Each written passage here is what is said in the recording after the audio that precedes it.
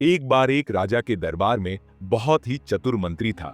इस मंत्री के पास हर समस्या का हल होता था और राजा कोई भी बड़ा फैसला बिना उससे पूछे नहीं लेता था। इसी वजह से दरबार के अन्य लोग मंत्री से जलते थे।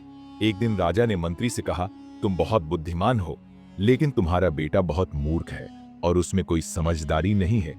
मंत्री को यह सुनकर अच्छा नहीं लगा और उसने पूछा, महाराज, आप ऐसा क्यों कह रहे हैं?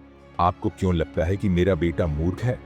राजा ने कहा, हर सुबह जब मैं जनता से मिलने जाता हूं तो तुम्हारा बेटा वहां मौजूद होता है। मैं उससे रोज पूछता हूं कि सोना और चांदी में कौन सी चीज ज्यादा कीमती है, और हर बार तुम्हारा बेटा कहता है कि चांदी ज्यादा कीमती है। यह सुनकर दरबार में सब हंसने लगे और मंत्री को बहुत बुरा लगा।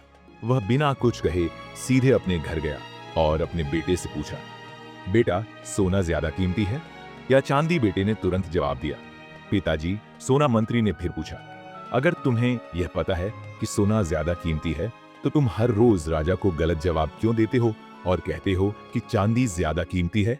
बेटे ने मुस्कुराते हुए जवाब दिया, पिताजी, हर सुबह राजा बाजार में आते हैं और मुझसे पूछते हैं कि कौन सी चीज ज्यादा कीमती है। वह मेरे सामने एक सोने का सिक्का और एक चांदी का सिक्का रखते हैं और कहते हैं कि इनमें से ज्यादा कीमती चीज उठाओ।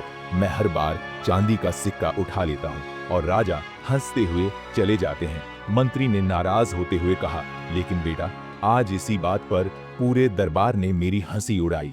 बेटे ने मंत्री को अपने कमरे में ले जाकर एक डिब्बा खोला। डिब्बा चांदी के सिक्कों से भरा हुआ था।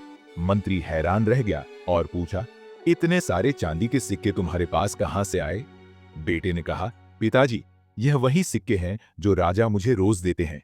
जिस दिन मैं राजा को सही जवाब देकर सोने का सिक्का ले लूंगा, उसी दिन राजा मुझसे यह सवाल पूछना बंद कर देंगे और मेरी चांदी के सिक्कों की कमाई बंद हो जाएगी। राजा को यह देखना अच्छा लगता है कि मैं चांदी को ज्यादा कीमती बताकर उनकी हंसी का कारण बनता हूं, लेकिन मैं बिना ज्यादा सोच विचार के रोज एक चांदी का सिक्का ले लेता हूं ताकि मेरी कमाई चलती रहे। यह सुनकर मंत्री को अपने बेटे पर गर्व हुआ और उसने समझ लिया कि भले ही लोग उसके बेटे को मूर्ख समझते हों, लेकिन असल में उसका बेटा बहुत बुद्धिमान था। ऐसी बुद्धिमानी जो केवल समझदार व्यक्ति ही देख सकता है। अब जब भी कोई उसके बेटे को मूर्ख कहता, मंत्री मुस्कुराता और चुपचाप चला जाता।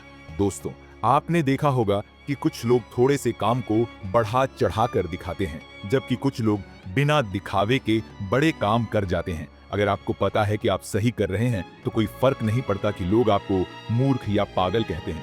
दुनिया अक्सर उन्हीं को पागल कहती है जिन्हें वह समझ नहीं पाती। इस कहानी को ज्यादा से ज्यादा लोगों तक पहुंचाने के लिए इस वीडियो को लाइक करें।